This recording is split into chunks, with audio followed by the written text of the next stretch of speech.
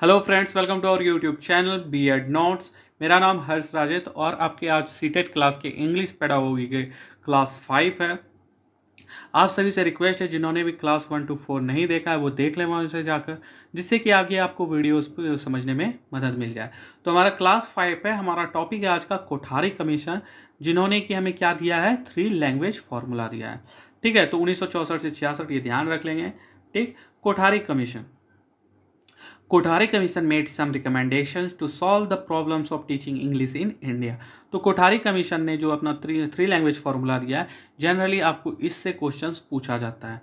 तो आइए हम डायरेक्ट उसी पर चलते हैं।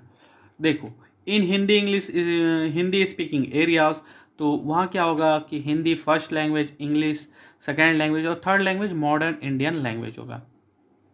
अब देखो, इन नॉन हिंदी स्पीकिंग एरिया जहाँ पर हिंदी नहीं बोले जाते हैं, तो वहाँ पर फर्स्ट लैंग्वेज रीजनल लैंग्वेज होगा, मतलब वहाँ की क्षेत्रीय भाषा। फिर सेकेंड लैंग्वेज आपकी Hindi and English, third language हुआ। ठीक है, तो देखो इसका कोठारी कमीशन जो ये 3 लैंग्वेज फॉर्मूला दिया है, इसका मेन उद्देश्य क्या था। Thus its primary aim was to promote multilingualism and national harmony. तो मल्टीलिंगुअलिज्म का हिंदी बहुभाषिकता होता है, जिसके बारे में मैं जस्ट आगे आपको बताऊंगा। और मल्टीलिंगुअलिज्म से हर बार 1 से 2 क्वेश्चन आपको सीटेट में इंग्लिश पेडागोगी में मिल जाएंगे। इंग्लिश या हिंदी के पेडागोगी में तो आमतौर पर ये देखने को मिल ही जाता है। तो देखो, कोठारी कमीशन ने जो 3 लैंग्वेज फार्मूला आपको दिया है, तो उनका मेन उद्देश्य क्या था। Its primary aim was to promote multilingualism, मतलब बहुभाषिकता को प्रमोट करना है, एंड नेशनल हार्मोनी, और राष्ट्रीय एकता को बढ़ावा देना है। ठीक है, तो चलिए अब हम लोग आगे बढ़ते हैं। तो हमारा फर्स्ट पॉइंट है आज का मल्टीलिंगुअलिज्म। ठीक है ना, मल्टीलिंगुअलिज्म को हम लोग क्या कहते हैं हिंदी में, बहुभाषिकता। ठीक है, मल्टीलिंगुअलिज्म समझने में बहुत बच्चों को प्रॉब्लम होता है, तो आप ये मेरा वीडियो देख लें, मैं गारंटी देता हूँ आप सभी समझ जाओ। मल्टीलिंगुअलिज्म सिंपल सा उसका मतलब क्या था। मल्टीलिंगुअलिज्म मतलब बच्चा अपने लैंग्वेज में क्लास में इंटरेक्ट कर रहा है, तो वो बहुभाषिकता है। मतलब बच्चा जो है ना, अगर अपनी लैंग्वेज में वो अपनी क्लास में सिक्योर फील कर रहा है, यानी कि उसको अपना लैंग्वेज में बढ़ावा दिया जा रहा है, तो वो मल्टीलिंगुअलिज्म के अंडर आएगा। बच्चा अपनी लैंग्वेज में क्लास में रिस्पॉन्स कर रहा है, तो वो बहुभाषिकता है। ठीक है, तो उम्मीद है कि मल्टीलिंगुअलिज्म आपको यहाँ से समझ में आ गया होगा।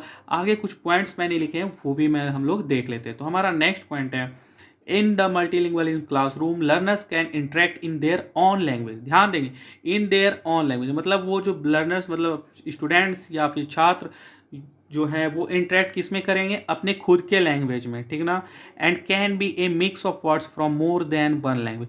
और क्या हो सकता है कि वो लोग मिक्स ऑफ वर्ड्स यूज़ करें जो एक लैंग्वेज से ज़्यादा का, मतलब सिंपल सा बच्चा जिस भाषा को जान रहा है उसी भाषा को प्रमोट करना कक्षा क्लास में, वो मल्टीलिंगुअलिज्म का उदाहरण है। ठीक है, मल्टीलिंगुअलिज्म प्रमोट्स क्रिएटिविटी। तो मल्टीलिंगुअलिज्म में क्या होता है ना कि क्रिएटिविटी प्रमोट्स किया जाता है। और सिंपल सा बात है कि जब बच्चा खुद को क्लास में सिक्योर फील करेगा, तो उन्हें पढ़ने में भी मन लगता है, और इससे कहीं ना कहीं उनकी क्रिएटिविटी का विकास होता है। ठीक है, तो यहाँ से आपका मल्टीलिंगुअलिज्म वाला टॉपिक खत्म हो गया। और टेंशन मत लें, नेक्स्ट क्लास आपके साथ मैं इस पे आया हुआ जितना भी क्वेश्चन है मैं वो करा दूंगा, तो आगे टेंशन ना लें। तो चलिए अब हम लोग आगे बढ़ते हैं। ठीक है, तो मल्टीलिंगुअलिज्म क्लियर है। अब आगे बढ़ते हैं। अगर आगे हमारा है डिज़ाइनिंग इंग्लिश करिकुलम। ठीक है ना, मतलब इंग्लिश करिकुलम का डिज़ाइनिंग। और ये मेरा व्हाट्सअप नंबर है, कोई प्रॉब्लम हो तो मैसेज कर सकते हैं, या फिर आप लोग टेलीग्राम चैनल ज्वाइन कर सकते हैं, जिसका लिंक आपको डिस्क्रिप्शन में या फिर कमेंट सेक्शन में मिल जाएगा।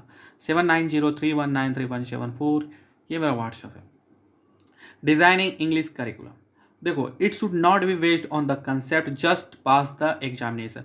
अब इंग्लिश के करिकुलम को डिज़ाइन करने वक्त ये हम बात ध्यान में रखना चाहिए कि ये सिर्फ इस पर बेस्ड नहीं हो कि सिर्फ एग्जाम पास करना है। It should not be based on the concept, उस कंसेप्ट पर बेस्ड ना हो, जस्ट पास द एग्जामिनेशन। जैसे देखो, बहुत सारे बोर्ड्स में क्या है ना कि इंग्लिश का मतलब महत्व गिरा के रखा हुआ है। उनका मतलब क्या कहते हो, इंग्लिश को ना सिर्फ पास करना है, ऐसा है। उसके मार्क्स मेन रिजल्ट में नहीं जुड़ते हैं, बहुत सारे बोर्ड हैं अभी भी। तो ये ऐसा नहीं होना चाहिए। इससे क्या होता है कि बच्चों में इंग्लिश को लेकर के निगेटिविटी पैदा हो जाती है, और वो लोग बच्चे मतलब सीरियस होकर के ध्यान नहीं देते हैं इंग्लिश पढ़ने पर।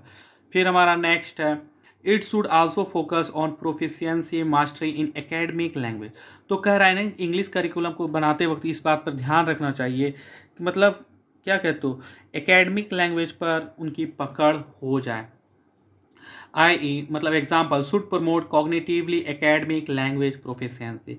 ये आप लोग इसका अंडरलाइन कर लेंगे। स्काल्प का फुल फॉर्म भी कभी कभी पूछा जाता है और काल्प पर बेस्ड क्वेश्चंस आते हैं, तो आगे वो आपको मैं बता दूंगा। ठीक है, टेंशन बिल्कुल नहीं लेना है। मेरे वीडियोस देखें, इंग्लिश के पेडागोगी 15 में से 12 जरूर आ जाएगा।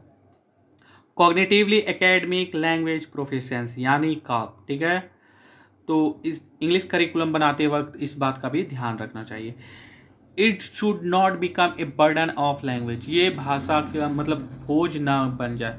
ठीक है ना, मतलब भाषा का बोझ ना बन जाए इंग्लिश भाषा का। ठीक है, आइए आगे बढ़ते हैं। It should promote basic interpersonal communicative skills, जिसे कि शॉर्ट में बिक्स कहते हैं। इसका फुल फॉर्म याद रखें हम लोग, basic interpersonal communication skills needed in everyday social face to face interaction. तो ये ना बिक्स को प्रमोट करे, ऐसा हमें ध्यान रखना है। बेसिक इंटरपर्सनल कम्युनिकेटिव स्किल्स, इससे भी क्वेश्चंस आते हैं। मैं आगे आपको नेक्स्ट वीडियो में क्वेश्चंस करा दूंगा, आपका सारा कन्फ्यूज़न दूर हो जाएगा। और मैं इतना समझा रहा हूँ ना कि मुझे तो उम्मीद है कि आप लोग सारा समझ जाते होंगे। चलिए अब हम लोग आगे बढ़ते हैं। Its subject matter should not be limited to class and teacher. और इसका जो मतलब क्या कहते हो, सब्जेक्ट जो मैटर है ना, वो सिर्फ क्लास या फिर टीचर तक ही सीमित नहीं होना चाहिए। करिकुलम बनाते वक्त इन सब बातों का ध्यान रखना है।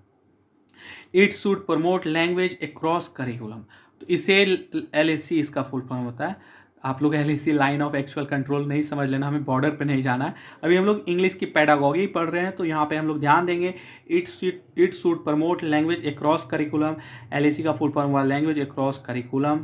ठीक है, इसे लैंग्वेज अक्रॉस करिकुलम को प्रमोट करना चाहिए। मतलब इसका क्या हुआ, provides theme based activities, it connects other subjects with the English language.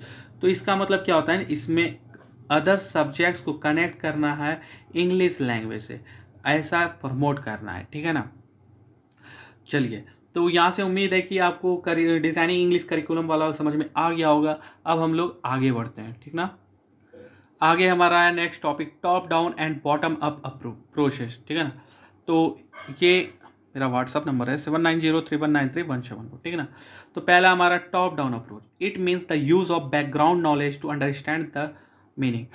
इसमें क्या होता है कि बैकग्राउंड नॉलेज पिछला को यूज किया जाता है मीनिंग को समझने के लिए। सिंपल सा ये वाला एरो बना लेना, टॉप से हम लोग डाउन की ओर आते हैं। मतलब सिंपल सा, पहले बड़ा समझते हैं फिर छोटे की ओर आते हैं। ठीक ना, आइए हम लोग एग्जांपल देखें। जैसे कि हम लोग पहले सब स्टोरी पूरा समझ लेंगे, फिर उसके बाद एक पैराग्राफ पे आएंगे, फिर पैराग्राफ के बाद सेंटेंस पर आना है, फिर सेंटेंस के बाद फ्रेज पर आना है, फ्रेज के बाद वर्ड्स पर आना है, फिर अल्फ़ाबेट पर आना है। ठीक ना, मतलब ऊपर से हम लोग नीचे की ओर आएंगे, मतलब टॉप से डाउन की ओर। ठीक ना, इसमें क्या किया जाता है, यूज ऑफ बैकग्राउंड नॉलेज किया जाता है। टॉप डाउन अप्रोच में use of background knowledge to understand the meaning. ये डायरेक्ट क्वेश्चन यहाँ से आ जाते हैं कि बैकग्राउंड नॉलेज का यूज़ किस में किया जाता है, किस अप्रोच में। तो वो आप लोग ध्यान रखें, टॉप डाउन अप्रोच में बैकग्राउंड नॉलेज का यूज किया जाता है मीनिंग को समझने के लिए। मतलब यहाँ ऊपर से नीचे की ओर आते हैं, पहले स्टोरी, फिर पैराग्राफ, फिर सेंटेंस, फिर फ्रेज, फिर वर्ड्स, फिर अल्फ़ाबेट। ठीक ना, फिर हमारा दूसरा है बॉटम अप अप्रोच। ठीक ना, तो बॉटम अप अप्रोच का जो एरो बनेगा वो कैसे बनेगा, बॉटम से हम लोग अप की ओर जाते हैं, मतलब नीचे से ऊपर की ओर।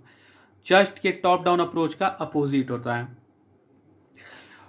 ठीक, आइए हम इसे समझते हैं। तो इसमें सबसे पहले हम अल्फ़ाबेट के बारे में बताएंगे, फिर वर्ड्स के बारे में बताएंगे, फिर फ्रेज के बारे में बताएंगे, फिर सेंटेंस के बारे में बताएंगे, फिर स्टोरी के बारे में एंड में बताएंगे। तो ये हुआ हमारा बॉटम अप अप्रोच। तो उम्मीद है कि आप लोग top down approach and bottom up approach समझ गए होंगे। और नेक्स्ट वीडियो में इससे रिलेटेड जितने भी क्वेश्चन सीटेट में आए ना, मैं वो आपको सारा समझा दूंगा। तो इसी के साथ हमारा ये वीडियो समाप्त हुआ। और अगर आपको ये वीडियो पसंद आया हो तो चैनल को सब्सक्राइब कर लें और वीडियो पर कमेंट करना ना भूलें। और हमारे टेलीग्राम चैनल को ज्वाइन कर लें, जिसका लिंक आपको डिस्क्रिप्शन में या फिर कमेंट सेक्शन में मिल जाएगा। Thank you guys.